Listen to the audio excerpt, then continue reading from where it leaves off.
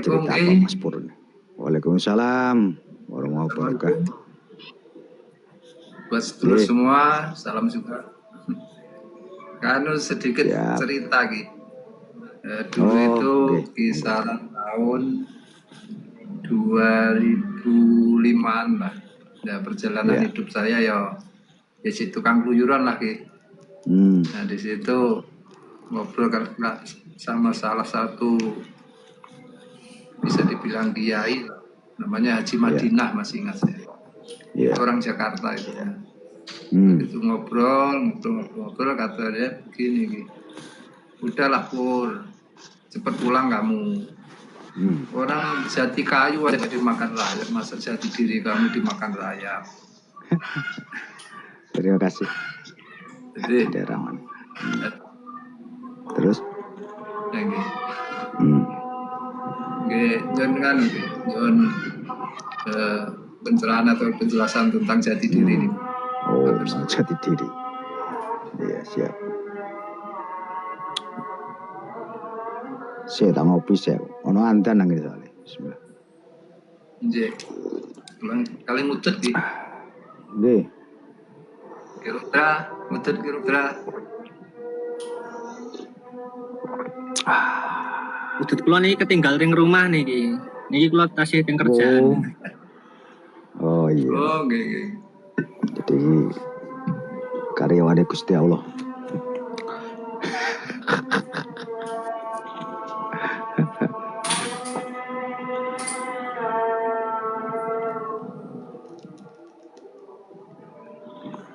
Jati diri.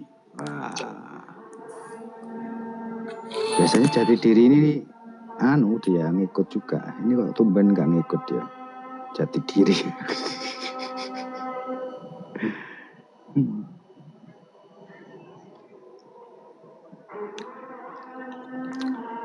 Jadi kalau jati diri ini adalah daripada dedikasi yang bersumber daripada asal-usul manusia.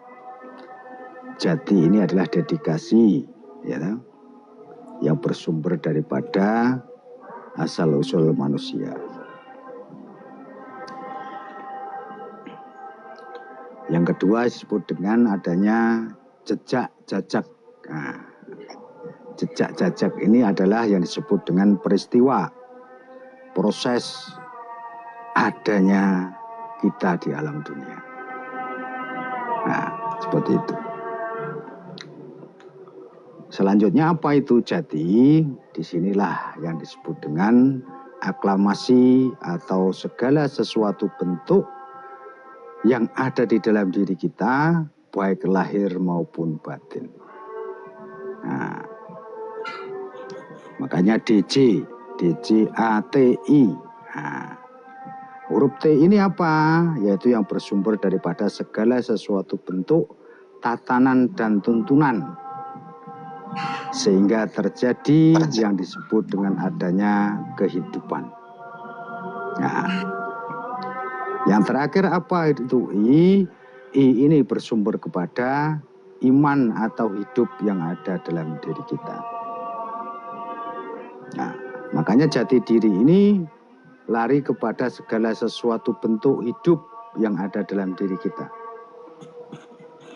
Nah, bagaimana kita membuka hidup? Disinilah kita harus memakai tatanan dan tuntunan yang sudah kita jalani dan yang sudah kita yakini. Atau yang disebut dengan sebuah aliran kepercayaan. Nah, makanya harus dari sini dulu dibuka. Nah, setelah itu baru nanti kita bisa mencapai daripada aklamasi lahir maupun batin kita. Penyelarasan daripada lahiriah kita, batiniah kita. Penyelarasan secara jasmaniah kita dan rohaniah kita. Nah, setelah tahu tatanan dan tuntunan, nah, bagaimana kita melakukan segala suatu bentuk penyelarasan terhadap lahir dan batin kita, jasmani dan rohani kita. Untuk mencapai apa? Di situ adalah mencapai daripada janji diri kita yang disebut dengan jejak atau jajak. Nah, jejak ini adalah bekas daripada segala sesuatu bentuk runtutan di mana kita berada di alam semesta ini dan dihidupkan ini bersumber dari mana? Bersumber dari mana? Berarti orang tua kita. Makanya kita tidak boleh melupakan sejarah. Tidak boleh melupakan dari para leluhur kita.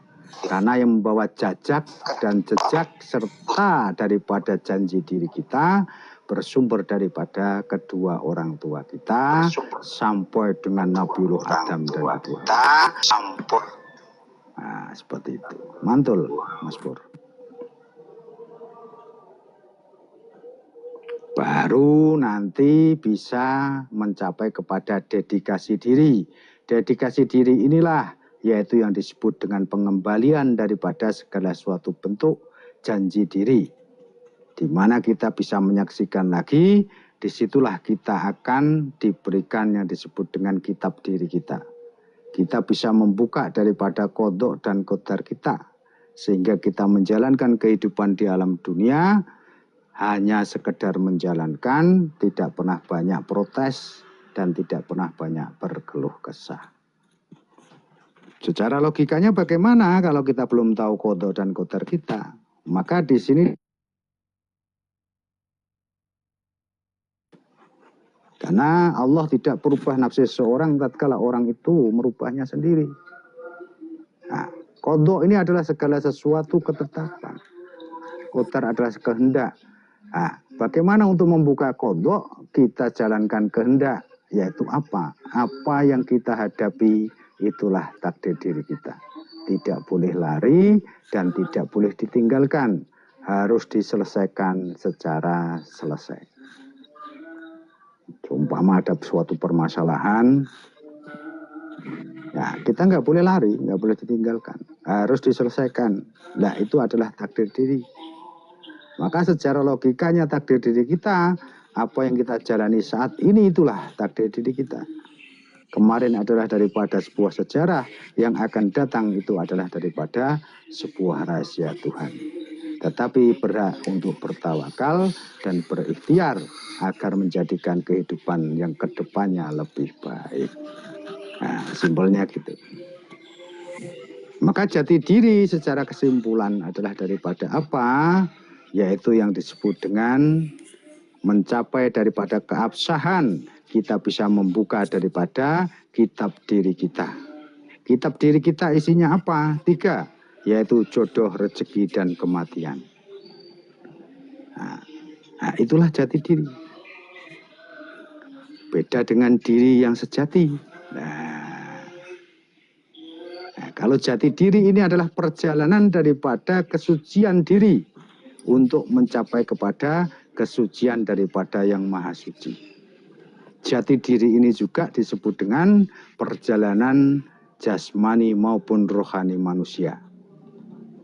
Di mana dia akan dilatih di dalam kehidupan agar bisa menghadapi berbagai macam rona-rona kehidupan yang terjadi di dalam perjalanan rohani, sehingga dia bisa mencapai kepada kenal dengan diri dan kenal dengan Tuhan. Nah, itu kurang lebihnya seperti itu, Mas Pur. Itulah yang disebut dengan jati diri. Jati diri berarti dedikasi atau yang disebut dengan makom kita. Dijadikan manusia ini untuk apa? Kan gitu. Nah, jati diri juga disebut apa? Yang disebut dengan jajak, jejak, dan janji diri kita. Bersumber dari mana? Asal-usul kita diadakan.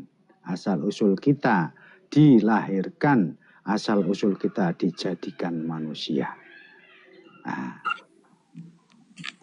jati diri itu apa? Aklamasi yang bersumber daripada bentuk perjalanan lahir maupun batin. Perjalanan jasmani maupun rohani harus diselaraskan. Ya, seperti itu. Jati diri itu apa? Berupa tatanan dan tuntunan yang mengarah dalam hal segala suatu hal kebaikan. Jati diri itu apa? Inilah yang disebut dengan iman yang ada dalam diri kita, yang bersumber daripada Allah Subhanahu wa Ta'ala, yang disebut dengan hidup yang ada dalam diri atau ruh yang ada dalam diri kita. Nah, maka jati diri ini adalah pencapaian daripada diri yang sebenarnya.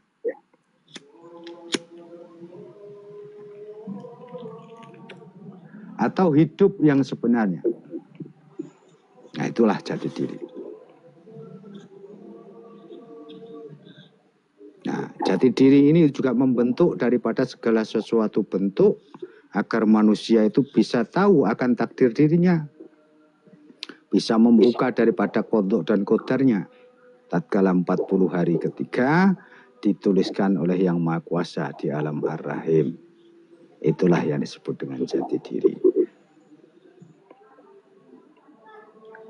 Mungkin seperti itu, Mas Purwanto.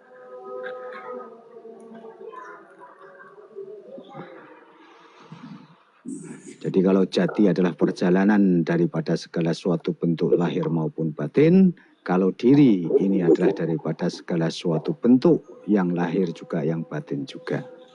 Nah, maka jati diri ini adalah perjalanan diri untuk mencapai kepada diri yang sejati. Waalaikumsalam warahmatullahi wabarakatuh. Siap, Kanda.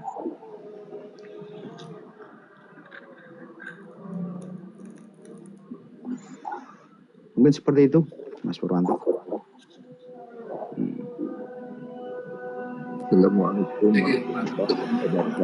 Waalaikumsalam.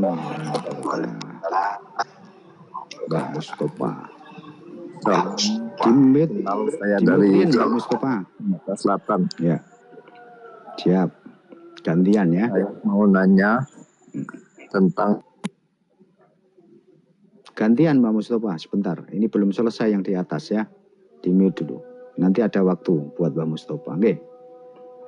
Silakan Pak Pur. Gimana? Ya, terima kasih Ki. Luar biasa pencerahannya. Mudah-mudahan dunia akhirat datang ke Allah. Siap. Oke. Nanti ini nyambung juga kali tondo ini. Iya. Benar. Ya. Tondo merah putih. Makanya saya pakai merah, nggak kuning lagi. Sudah saatnya merah sekarang. Sudah saatnya merah sekarang. Oke, monggo. Itu nih, mantul nih, Pak. Terima kasih. Oke. Silakan saudaraku, Mustafa. Apa yang mau disampaikan saudaraku Mustafa? Waktu dan tempat dipersilahkan, saudaraku Mustafa dari Sumatera mana tadi? Selatan. Dibuka mute-nya, Bang Mustafa.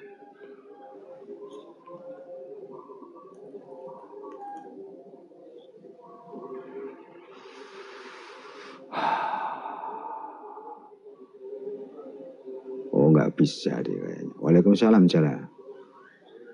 Silakan Mas Adi. Mas Adi Sadut.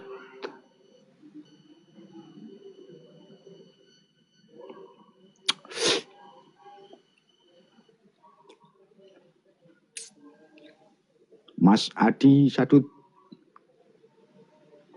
Silakan yang lain, Mbah. Walah, yang lain ini sopo, orang yang liane. Orang yang gelem ngomong.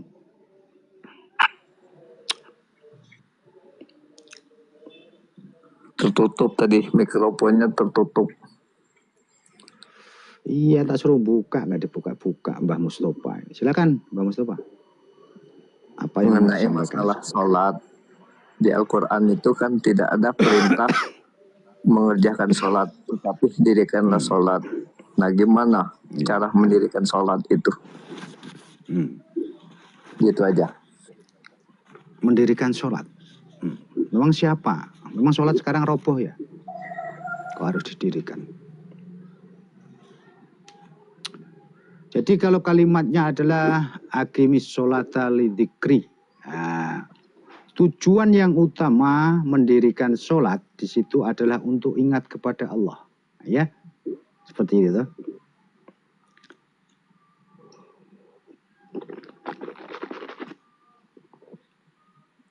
Maka ada perintah di dalam ayat lain, ya ayyuhalladzina amanu udkurullah fi qiyamau wa qu'udu wa ala junubihim. Nah, cara mendirikan sholat adalah untuk ingat kepada Allah. Jadi caranya adalah ingatlah dirimu di dalam keadaan berdiri, dalam keadaan duduk, dan dalam keadaan berbaring, selalu ingat kepada Allah. Tanpa jeda waktu dan antara, dan tanpa hitungan. Nah, dalam keadaan apapun dan dimanapun, selalu ingat kepada Allah. Nah, itu caranya mendirikan ya.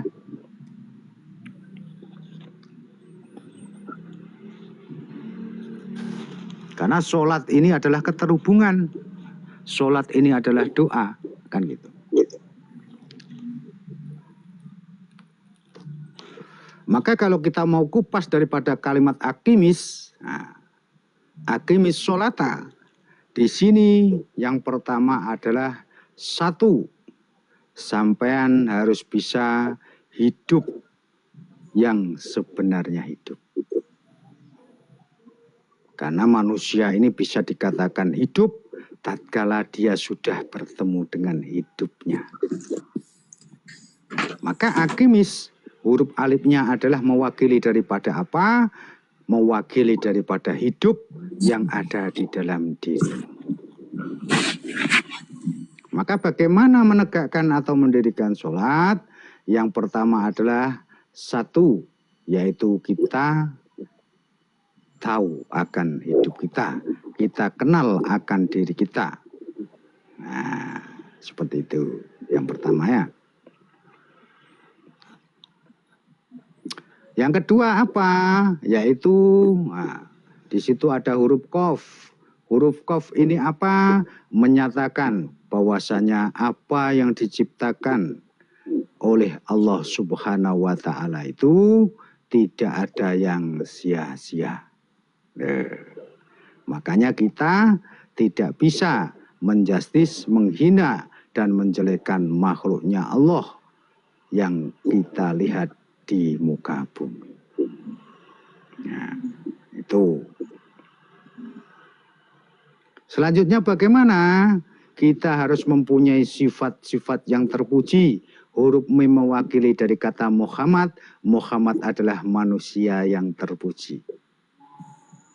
Bagaimana manusia yang terpuji? Bahwasanya di situ dia selalu melakukan kebaikan. Kebaikan kepada dirinya, kebaikan kepada orang lain, dan kebaikan terhadap makhluk yang ada di alam semesta.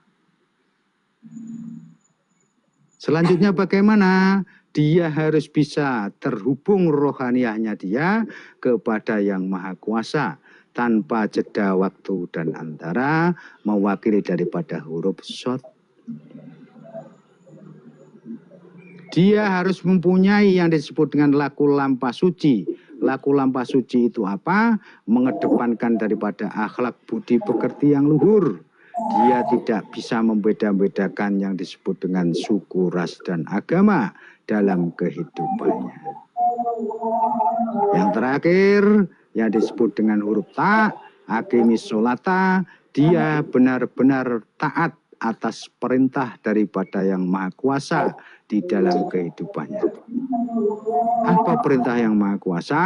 Yang pertama, kita harus bisa menyaksikan kembali daripada Allah itu sendiri di dalam kehidupan kita. Yang kedua, perintahnya apa? Yaitu kita harus menjadi abdi, di mana kita menjalankan segala suatu bentuk perintah daripada Yang Maha Kuasa, tidak boleh pamrih, tidak boleh mengharapkan imbalan. Ya. Yang ketiga, bagaimana perintah Yang Maha Kuasa? Selalu bersyukur atas segala sesuatu hal. Yang terutama adalah syukur atas nikmat, di mana nikmat yang sebenarnya yaitu adalah nafas kita. Maka cara bersyukur nafas itu bagaimana? Selalu ingat kepada Allah setiap tarikan dan hembusan nafas tanpa jeda waktu dan antara. di saat engkau berdiri, di saat engkau duduk, dan di saat engkau berbaring. Bukratan wa asila. Yang terakhir perintahnya apa? Wa id qala rabbuka lil malaikati ini ja'alu fil ardi khalifah. Kita tidak boleh membuat kerusakan di muka bumi dan tidak boleh mengalirkan darah. Itulah yang disebut dengan aqimis sholata, menegakkan yang disebut dengan sholat. Mungkin seperti itu, Mustafa.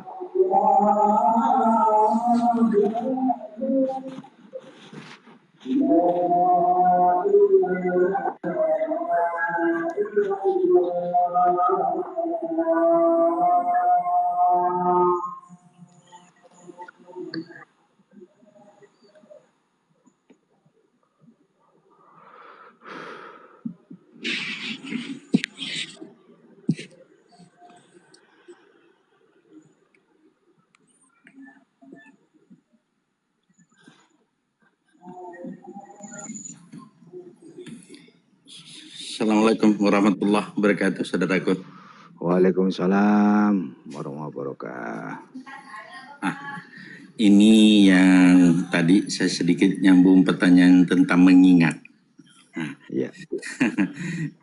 Saya ditanya sama ibu soalnya, bagaimana mengingat Allah Bapak? Nah, saya tidak pernah ketemu. Ini kan pertanyaan orang awam kan, orang awam. Saya bilang, kalau kau mau mengingat Allah secara zat, maka sampai dunia kiamat kau tidak akan pernah mengingat Allah.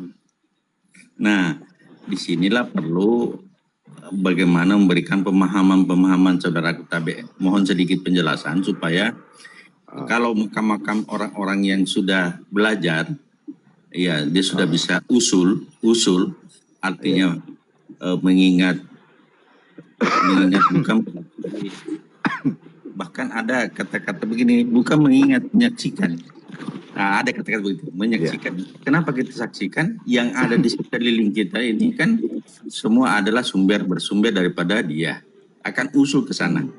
Nah, jawabanku itu tadi waktu ditanya seperti itu, kita tidak mampu untuk mengingat. Yang ada adalah mengenal. Apakah sama mengenal dengan mengingat? Nah, seperti itu jawaban saya, karena kalau dia mau paksakan mengingat dalam konsep bahwa saya ingat wajahnya saudaraku kisah hal, maka akan saya bayangkan itu baru angkat takbir, maka saya ini akan gila gitu. Jadi mohon sedikit pencerahan tentang wallazina yazkuruna Allaha qiyaman wa qu'udan wa la junubin wa yatafakkaruna fi khalqis samawati wal ard rabbana ma khalaqta hadza batila subhanaka wa qina azabannar. Mengingat Allah itu dalam keadaan berdiri, duduk, dan berbaring,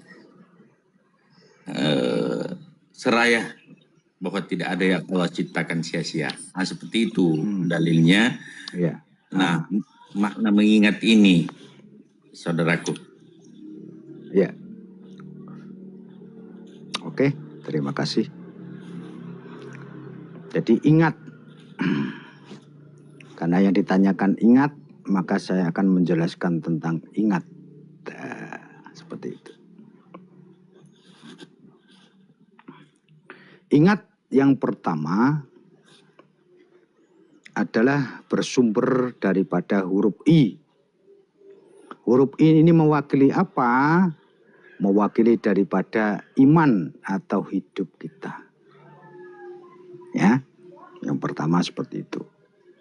Sesuai dalil yang dibacakan tadi, bahwasanya kita disuruh ingat kepada Allah dalam keadaan duduk dan dalam keadaan berbaring serta dalam keadaan berdiri.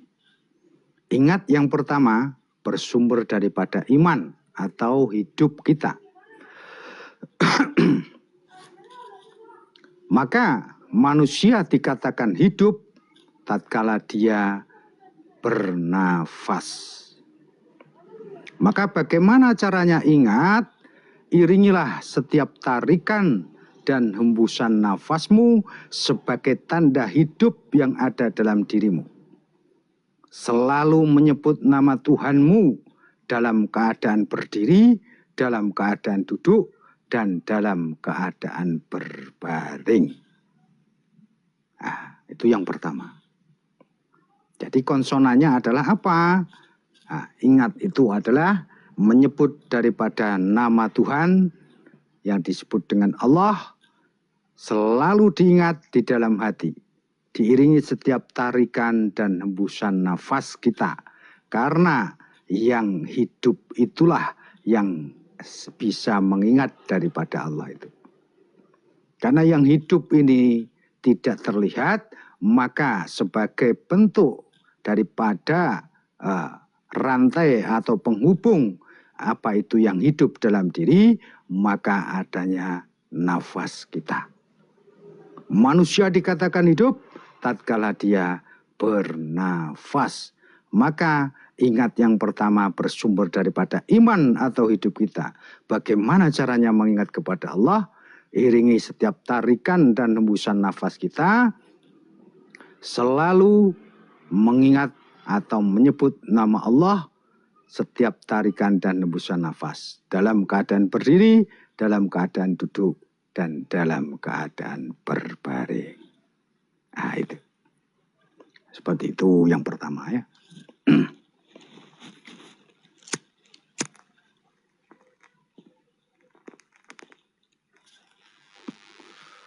Yang kedua, nyatakan di dalam kehidupanmu bahwasanya segala sesuatu yang terlihat ini adalah daripada kehendak yang maha kuasa. Segala sesuatu yang terlihat ini adalah wujud daripada yang maha kuasa. Makanya bertafakur. Jadi menyatakan dalam kehidupan kita bahwasanya apa yang kita lakukan adalah daripada kehendak Sang Maha Hidup itu sendiri. Maka di sini adalah menerima segala sesuatu bentuk yang nyata di dalam kehidupan kita, tidak boleh adanya rasa berkeluh kesah serta putus asa dalam segala sesuatu hal. Nah, jadi nyatanya di situ adalah yang kedua adalah nyatakan di dalam kehidupan kita bahwasanya apa yang ada di alam semesta dan apa yang kita alami dalam kehidupan ini adalah kehendak daripada yang maha suci. Nggih. Siap. Tutup rian mboten napa tinggal. Nah, itu.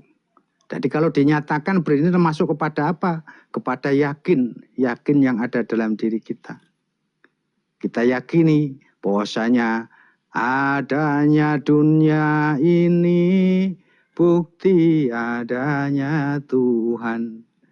Adanya kita ini bukti adanya Tuhan. Nah, seperti itu. Jadi nyatakan di dalam kehidupanmu bahwasanya apa yang kita lakukan bersumber daripada yang maha kuasa itu sendiri. Maka tidak boleh ditolak apa yang kita hadapi dan tidak boleh berkeluh kesah dalam segala sesuatu hal. Itu yang kedua. Itu dasarnya sudah jelas loh Kanda tadi ayatnya itu. Ini hanya penjabaran aja. Ya.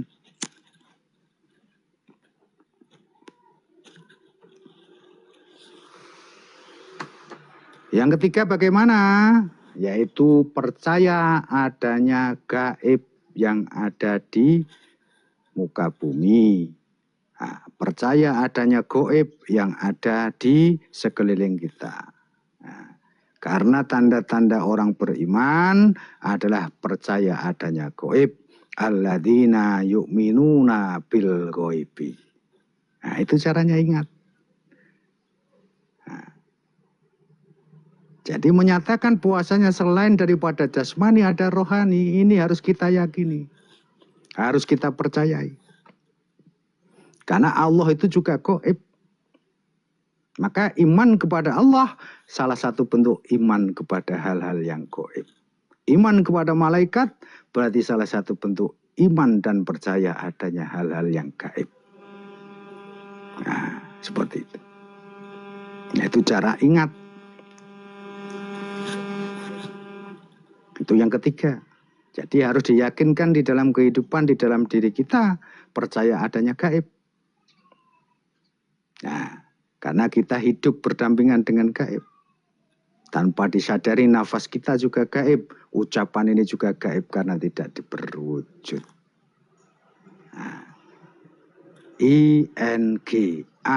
Nah, sekarang ya. Hanya apa? Yaitu menggunakan segala sesuatu bentuk aklamasi diri, pergerakan lahir dan batin dengan menciptakan akal yang sempurna. Jadi akal yang sempurna adalah menjalani segala sesuatu hal dalam kehidupan dilakukan sendiri, bukan katanya. Itu salah satu bentuk ingat juga. Nah, kalau katanya berarti bukan diri kita yang menjalankan. Nah, makanya harus menggunakan akal yang sempurna. Akal yang sempurna itu bagaimana? Yaitu menjalankan segala suatu bentuk kehidupan di dalam perilaku kita setiap hari. Itu tindakan kita sendiri, bukan kata orang lain. Nah, itu caranya seperti itu. Kalau masih katanya berarti belum ingat ya. Karena ingat itu dilakukan sendiri, dinyatakan sendiri. Nah, itu peristiwanya seperti itu. Maka nanti kalau sudah ingat, nah, disinilah nanti baru ada kata kenal. Ingat inilah awal daripada untuk kenal. Nah, bukan kenal dulu baru ingat. Kalau kenal dulu baru ingat, ini adalah kemakhlukan. Tetapi ketuhanan dibalik, ingat dulu baru kenal. Bedanya di situ. Jangan bicara ketuhanan nanti disamakan kemakhlukan, bubar. Nah, hukum kemakhlukan itu berbeda, berbanding terbalik dengan hukum ketuhanan. Nah, kalau hukum kemakhlukan harus tahu dulu, baru diingat. Tapi kalau hukum ketuhanan, ingat dulu baru kenal. Nah, seperti itu.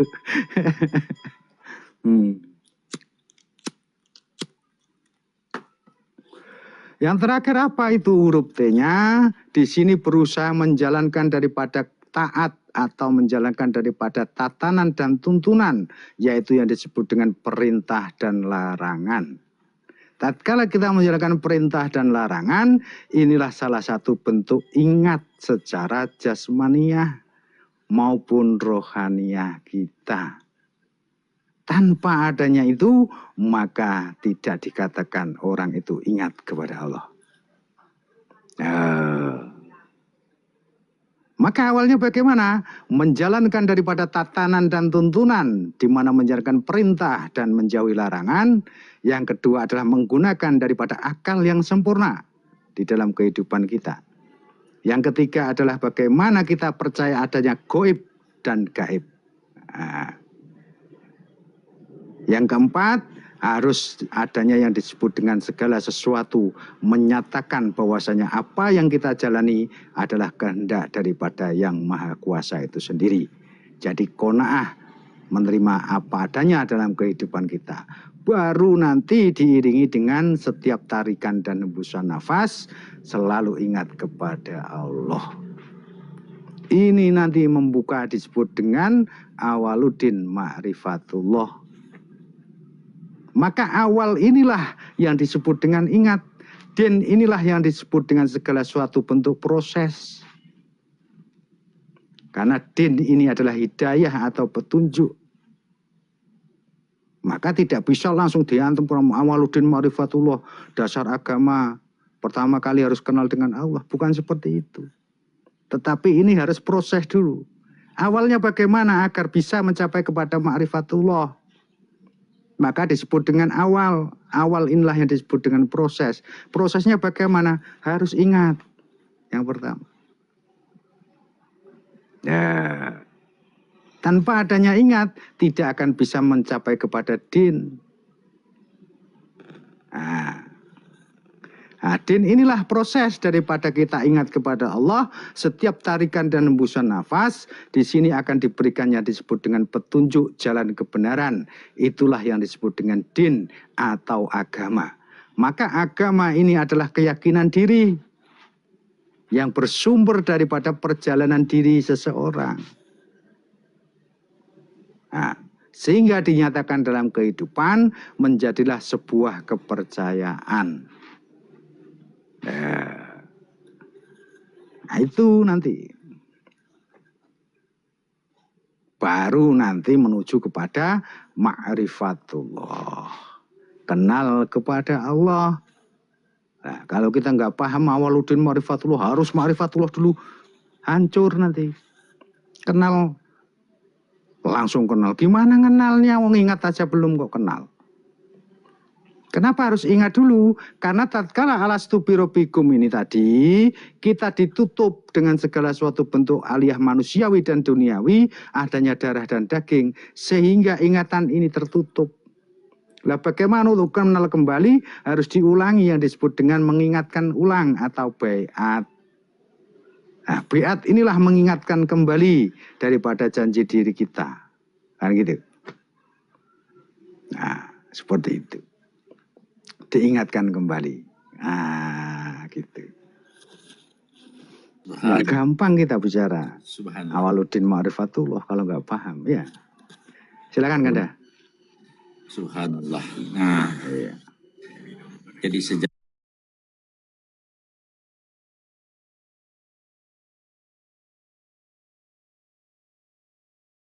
memang dasarnya iman,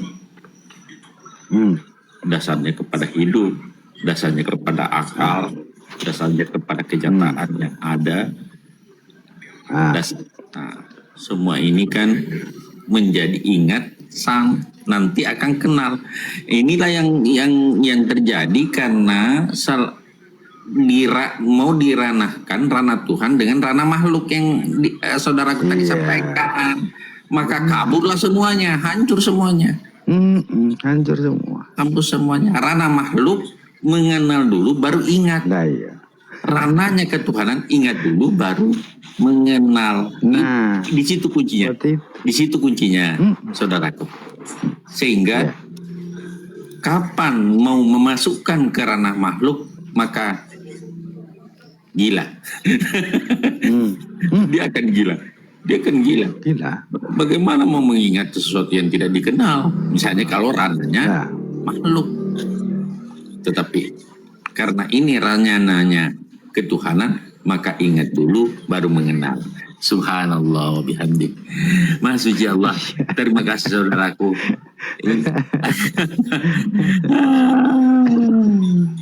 Subhanallah, subhanallah. Terima kasih banyak. Makanya kalau kita sharing-sharing gini kan, segala suatu hal yang tertutup nanti akan terbuka.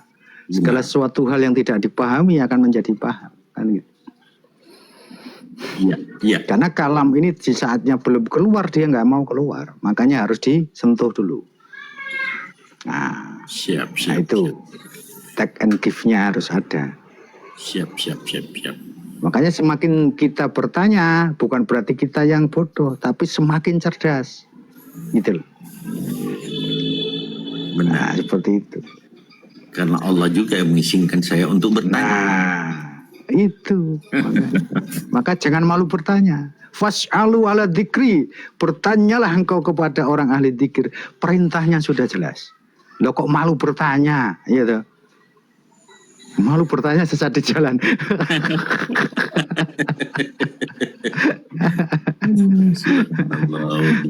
Seperti itu. Perintahnya sudah jelas, disuruh bertanya. Tatkala engkau tidak mengetahui segala sesuatu hal, ya kok malu-malu bertanya? Ya. Malu. Padahal sebenarnya yang bertanya itu lebih cerdas daripada yang menjawab. Jadi korek ini tanpa ada pemantik dia nggak akan nyala. Nah, harus ada pemantik. Jadi siapa yang cerdas? Jempol ini yang mantik, yang bertanya. Nah, sehingga timbul daripada penerangan yang dibutuhkan.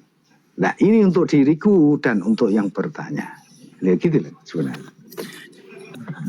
Itulah kondisi tadi ingat, mengenal. Akhirnya kan mengenal. Akhirnya pada saat mengenal Dinda, saudaraku, gemetar. Saya pernah satu kali mau takbir, begitu lihat sejadah, ingat usul, memahami diri, ingat usul. Saya tidak mampu untuk angkat takbir. Akhirnya saya harus istighfar dulu. Istighfar dulu, baru bisa angkat takbir. Nah, di sini kan ada satu konektivitas ini ya, ketersambungan. Di situ sudah ketersambungan. Iya. Betul. Gemetar. Tidak ada la haula wala quwwata illa billah. Betul-betul sudah berserah diri, pasrah. Pasrah. Nah, disitulah baru kita rasakan nikmatnya konektivitas. Seperti itu tidak. Aduh, bagaimana ini? Ada anak sekolah mau dijemput Dindaku. Silakan, lanjut dulu. Assalamualaikum. Assalamualaikum warahmatullahi wabarakatuh. Siap. Mas Isworo. Lanjut dulu. Nah, Kanda jangan sampai terganggu.